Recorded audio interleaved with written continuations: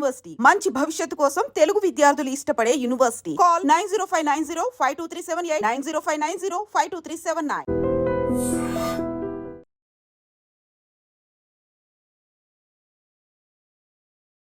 Marriage చేసుకునే time కల్లా so అన్న సినిమాలో యాక్ట్ చేస్తున్నాడా లేకపోతే జాబ్ చేస్తున్నాడా? లేదండి, హైదరాబాద్లో జాబ్ చేస్తున్నాడు. అప్పుడు యాక్టింగ్ చేస్తలేడు, చేస్తలేదు, జాబ్ చేస్తున్నాడు. చెప్పాడా? అంటే మ్యారేజ్కి ముందు ఏమైనా చెప్పారా? చెప్పాడు. మాది జరిగింది అసలు పెద్దలతోని అరేంజ్ మ్యారేజ్. ఇద్దరు ఒకే ఊరు ఒకే గల్లీ, కానీ తను హైదరాబాద్లో ఉంటాడు అని తెలియదు. ఏది ఇద్దరిది కరీంనగర్? ఇద్దరు కరీంనగర్, ఇద్దరు ఒకటే ఊరు ఒకటే ఏరియా. ఓన్లీ ఇప్పుడు పక్క గల్లీ ఈ గల్లీ అంతే తేడా. ఇల్లు అంటే వీళ్ళ బ్రదర్స్ అంటే నాకు తెలుసు, నేను తెలియదు అక్కడ ఉంటా అని తెలియదు. ఆయన ఇక్కడ ఉన్నాడు ఇదే ఊర్లో అని నాకు తెలియదు. అట్లా ఓకే. చాలా మంది అనుకుంటారు లవ్ మ్యారేజ్ అని, అదే అందరం చూస్తే అట్లే అనుకుంటాం అనమాట, లవ్ మ్యారేజ్ అడుగుతారు, కానీ కాదు, arrange marriage. Okay, arrange marriage. So first అయితే పక్క పక్క గల్లీలోనే ఉంటానన్నప్పుడు అసలు ఎప్పుడు చూసుకోవడం కానీ అలా ఏం జరగలేదా? అంటే తినేక బయటకు వెళ్ళదు. నేను వెళ్ళినప్పుడల్లా ఓన్లీ డాడీతోనే బయటకు వెళ్తుంటే, బైసికల్ మీద సైకిల్ మీద అట్లా. నేను ఎక్కువ ఓన్లీ స్కూలు కాలేజ్ ఇల్లు అలా ఉంటుండే. తర్వాత నాకు సినిమా ఆఫర్ వచ్చినప్పుడు అప్పటి నుంచి నేను హైదరాబాద్ ఇక చాలా తక్కువ ఉంటుంది ఊరికి. ఈ హైదరాబాద్ లెక్క వచ్చినప్పటిసరికి వీళ్ళ తమ్ముళ్ళు అంటే నాకు జెంట్స్ అందరు ఇక్కడ కలుస్తుంటారు, కాలేజ్లో అక్కడిక్కడ కలుస్తుంటారు కాబట్టి తెలిసిపోయింది. అట్లా వీళ్ళ తమ్ముళ్ళతో నేను చాలా క్లోజ్గా ఉంటుండే. తర్వాత నేను పోయి కలిసినప్పుడు కూడా పెళ్లి చూపులకి వాళ్ళతో ఒక తమ్ముడు వచ్చినప్పుడు నువ్వు గీడింది ఉన్నావురా అంటే మా అక్కనే అనబట్టే, మీ అక్క నాకు చెప్పలేవంటే అది గవి చెప్తారా అనాలి అట్లా. ఓకే, చాలా కాలేజ్ నుంచి కాబట్టి అరే ఎట్లా మాట్లాడుకుంటారు కదా అట్లా. సరే నువ్వు కనిపిస్తే మేము అడగమా అంతే అంతే అట్లా ఇక్కడ ఎందుకున్నావు అని. కానీ హైలైట్ ఏంటంటే పక్క గల్లీలోనే పెట్టుకుని అసలు చూడకుండా అనేది మ్యారేజ్ అయిపోయిందంటే దట్ ఈస్ గ్రేట్ కదా. ఇక్కడ రాసి పెట్టి ఉంటే అక్కడ జరుగుతుంది. కానీ మీకు పక్క గల్లీలోనే రాసి పెట్టింది కాబట్టి అలా అయిపోయింది. ఓకే, కానీ లైఫ్ అలా అయితే మొత్తం ట్విస్ట్ అండ్ టర్న్స్ అనేది కూడా జరిగింది కంపల్సరీ. కానీ ఈ మూవీస్లోంచి పక్కకు తప్పుకోవాలి ఇంకా లేదు, సో ఇంకా రెగ్యులర్ జాబ్కి వెళ్ళిపోవాలని అనిపించిన సందర్భం ఏందన్నా అసలు? సందర్భం అంటే ఇప్పుడు నాకేమైనా సినిమాలు లేనప్పుడు నాకు కరెక్ట్ ఏంటంటే కరెక్ట్ సపోర్ట్ కూడా లేకుండే. ఇప్పుడు నేను కూడా అప్పుడు బ్యాచులర్ని, ఎగ్జామ్ మన ఇద్దరమే బ్యాచులర్ అనుకోండి, సేమ్ ఇలాగే. ఇప్పుడు సినిమాలు అయిపోయినా నేను ఎప్పుడో లేట్ నైట్ ఒక్కోసారి రాకపోతుంటే నెక్స్ట్ డే వస్తుంటే. ఇప్పుడు రూమ్స్ షేరింగ్ చేసుకుంటారు, వర్క్ కూడా షేరింగ్ చేసుకుంటారు. అవును, కానీ నేను ఫస్ట్ కండిషన్ ఏంటంటే నేను టు బి ఫ్రాంక్ ఎవరితోనైనా రూమ్ షేరుకున్నప్పుడు నాకు ఏ వర్క్ రాదు. ఇప్పుడు ఎగ్జాంపుల్ ఇప్పుడు నేను ఏం చేయగలుగుతా మీతో షేరింగ్ చేయాలంటే అయితే ఈ ఫిజికల్గా నేను ఏం చేయగలుగుతా? ఏం చేయలేను. ఇప్పుడు మీరు కూడా ఒక షూట్కి వెళ్తారు, అలసిపోయి ఇంటికి వస్తారు, నాకు ఫుడ్ చేద్దామని చెప్తారు, మీరు బయట తినేసి వస్తారు. ఇప్పుడు నేను ఇక్కడ కొన్ని ఉన్నాను, నాకు ఫుడ్ చేయమంటే అప్పుడు మీ రియాక్షన్ ఏంది? ఇమీడియట్లీ అలసిపోతారు, నేను నీకు ఎందుకు అంటి పెట్టాలి. అప్పుడు నాకు ఒక ఈగో ప్రాబ్లం, నేను కూడా డబ్బులు పే చేస్తున్నా, నాకుతో నువ్వెందుకు అన్నావు. ఆ కాంట్రవర్సీలో నేను ఇప్పటికి కూడా అమీర్పేట కనకదుర్గ టెంపుల్లో ఒక పంతులు ఆయన గడితే చెప్తాను, కొన్ని ఒక దాదాపు 10 to 15 days ఆ గుడి మీద ప్లాట్ఫామ్ మీద వండుకున్న రోజులు ఉన్నాయి. ఇట్లాంటి సందర్భాలు జరిగాయి. అప్పుడు నేను అయిపోయినా ఇది కాదు, సెట్ కాదు ఇది, ఎందుకంటే ఉంటే స్వర్గము లేకుంటే నరకం అంటే కష్టము, ఏదో ఒక స్టాండ్లో సెట్ అయిపోదాము అని అప్పుడు జాబ్ హంటింగ్ చేశాను. ఇక కానన్నా ఆ రోజుల్లో మీరు ఎక్కడ ఉండేవాళ్ళు?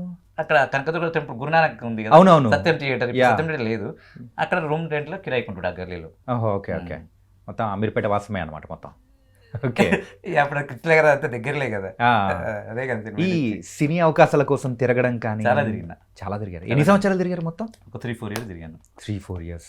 వా, కమ్యూనికేషన్ బాగుంటే చెప్తున్నా కదా, కొన్ని మంచి మంచి ఛాన్స్. అప్పుడు నా బ్యాడ్ లక్ చెప్పలేము, మిస్ అయిపోయింది మంచి. సరే, అప్పుడంటే అయిపోయింది. బట్ ఇప్పుడైతే టెక్నాలజీ అనేది కూడా పెరిగింది, అందరూ చూస్తూ ఉన్నారు, అంటే ఒక యాక్సెసిబిలిటీ అనేది కూడా ఎక్కువ ఉంది, చాలా ఎక్కువ ఉంది. ఇలాంటి సందర్భాల్లో మళ్ళీ సినిమాలలో యాక్టివ్గా పార్టిసిపేట్ చేయాలని కానీ లేకపోతే అవకాశాల కోసం తిరగాలని కానీ ఎప్పుడు అనిపించలేదా? అనిపించింది, కానీ కొన్ని సందర్భాలు ఏమవుతుందంటే who is the right person అది కరెక్ట్ తెలియట్లేదు. రీసెంట్లీ ఇప్పుడు నేను పేరు చెప్పదలుచుకోలేదు, మళ్ళకి వెళ్ళాను జబర్దస్త్లో శ్రీదేవి డ్రామా కంపెనీ అని వస్తుంది. దాంట్లో ఎవ్రీ ఎపిసోడ్ ఒక్కొక్క సెగ్మెంట్ ఇస్తారు వీళ్ళు, రావును డిఫరెంట్ కేటగిరీ చేస్తుంటారు. ఒక ఇన్స్పిరేషన్ గాని గురించి అప్రోచ్ అయ్యాను. ఓకే, ఇక పర్సన్ పేరు చెప్పుకుంటే బాగుండేది. తను ఏం చెప్పాడు, నాకు సమ్ అమౌంట్ రిక్వెస్ట్ చేశాడు. ఒక మదర్ ఇట్లా ప్రాబ్లం ఉంది అని నేను అవకాశం కోసం పే చేశాను. ఈ రోజు వరకు నెంబర్ బ్లాక్, నా నెంబర్ ఎప్పుడు అవుడు ఐ కాంటాక్ట్. ఇప్పుడు జనరల్గా మీరే వచ్చి నేను అవకాశం ఇస్తా అన్నప్పుడు నాకు ఇప్పుడు నేనేంటంటే ఆ లెవెల్ నుంచి వచ్చినా కాబట్టి ఆ పేరు నాకు తెలుసు. ఇప్పుడు ఆయన నిజల్ మదరా ఫేక్ మదరా ఐ డోంట్ నో. ఫొటోస్ పెట్టి నాకు ఇలా ఎమర్జెన్సీ ఒక 4,000-2,000 తక్కువ అవుతున్నాయి, పే చేయండి అంటే నేను పే చేసిన కదా. ఆ రోజు నుంచి స్విచ్ ఆఫ్ ఆర్ బ్లాక్ కదా, నాకు కాంటాక్ట్ లేడు. ఇప్పుడు అట్లా నేను ఎవరిని నమ్మగలుగుతా మీరు చెప్పండి. అక్కడ ఉన్న వ్యక్తి కూడా ఒరిజినల్ డూప్లికేట్ కూడా తెలియనప్పుడు అవుడు ఐ అప్రోచ్. నాకు అది చాలా ఉంది చేయాలని. ఎందుకంటే ఇది చిన్న ప్లాట్ఫామ్, ఇట్లాంటి ప్లాట్ఫామ్ పెద్ద family star, Sridevi drama company, Jabardasth కొన్ని ప్రోగ్రామ్స్ ఉన్నాయి. దానివల్ల మాలాంటి వాళ్ళకి ఇట్లాంటి అంటే ఎవరికైనా కొద్దిగా డిమోటివ్ ఉన్న వాళ్ళకి, నేనేం పని చేయలేను అన్న వాళ్ళకి ఇన్స్పిరేషన్ టైప్లో తీసుకెళ్ళచ్చు ఒక సెగ్మెంట్ పెట్టి. మరి అది ఎలా అప్రోచ్ కావాలి? కానీ అప్రోచ్ అని కాదన్నా, ఈ అన్స్టాపబుల్ తర్వాత కూడా చూస్తే మీరంటే ఏంటో తెలిసిన వాళ్ళు కూడా చాలా మంది కూడా ఇప్పటికి కూడా గుర్తుపట్టడానికి పబ్లిక్ చాలా మంది కన్స్టాబుల్ శివలాగానే పిలుస్తారు. ఇప్పటికి నేను ఎక్కడ గుర్తుపట్టినా మీరు ఆ ప్రోగ్రామ్లో వచ్చారు కదా అది దానికి గుర్తుపడతారు. That is I'm not deny that. But వాళ్ళకి ఎప్పుడు అవకాశం వస్తుందో, వాళ్ళు మమ్మల్ని ఎప్పుడు పిలుస్తారో తెలియదు. అది నా కోసం కొంచెం ఎదురుస్తున్నా.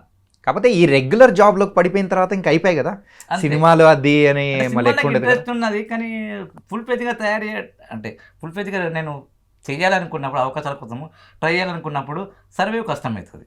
ఓకే, అది దాని ఉద్దేశంతో నేను కొద్దిగా ఒక్కసారి స్టేబుల్ అయిపోతే అప్పుడు మనం మొత్తం జాబ్ మానేసి ఇక్కడికి డైవర్ట్ కావచ్చు.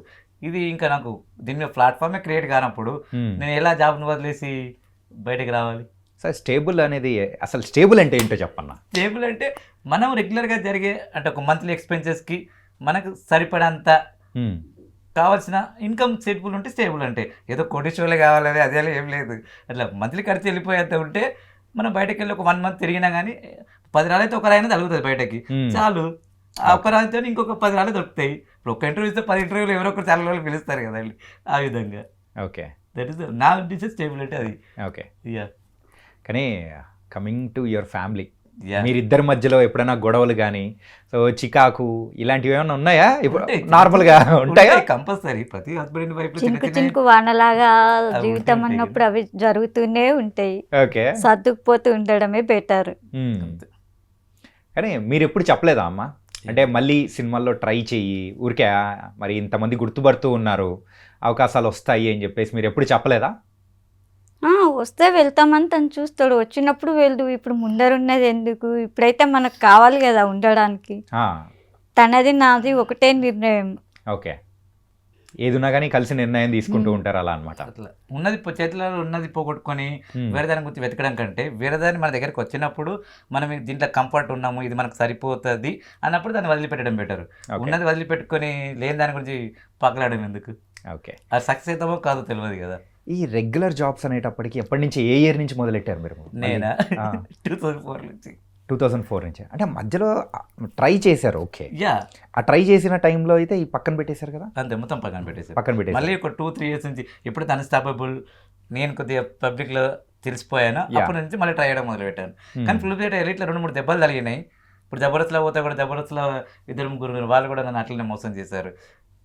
ఇప్పుడు నా దగ్గర నెంబర్స్ ఉన్నాయి. ఈ లెక్కను చూసుకుంటే ఎంతమంది చేతిలో మోసపోయారనా? ఒక 10-15 people దగ్గర. అయినా కానీ స్టిల్ మళ్ళీ ట్రై. అంతే మరిగా. ఓకే, ఎందుకంటే అది నా బ్యాడ్ లెక్క ఆయన బ్యాడ్ లెక్క పక్కన పెడితే నేను ఏదైతే గోల్ రీచ్ కావాలనుకుంటున్నానో అవకతవకలు జరుగుతూ ఉంటాయి, ప్లస్ అండ్ మైనస్ అవుతూ ఉంటాయి. కానీ నేను ఏదైతే అచీవ్ కావాలన్నా అది నేను చేస్తూనే ఉంటాను. ఓకే, ఇప్పుడు డ్రైవింగ్ కూడా అంతే కదా పద్ధతి. నేను 1 year కష్టపడ్డా, 1 year తర్వాత అందరు తిట్టిరు.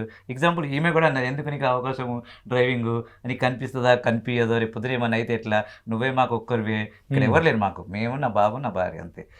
కాబట్టి రేపు పొద్దున ఏమన్నా అయితే ఎట్లా అంటే నేను అనుకున్న సాధించే వారికి ఎంత కష్టమైనా భరిస్తా అని చెప్పి దాన్ని సాధించాను. ఒక 1 year కష్టపడి సాధించిన. ఇది కూడా ఏదో ఒక రోజు సాధిస్తానని నమ్మకమే ఉన్నది. ఓకే.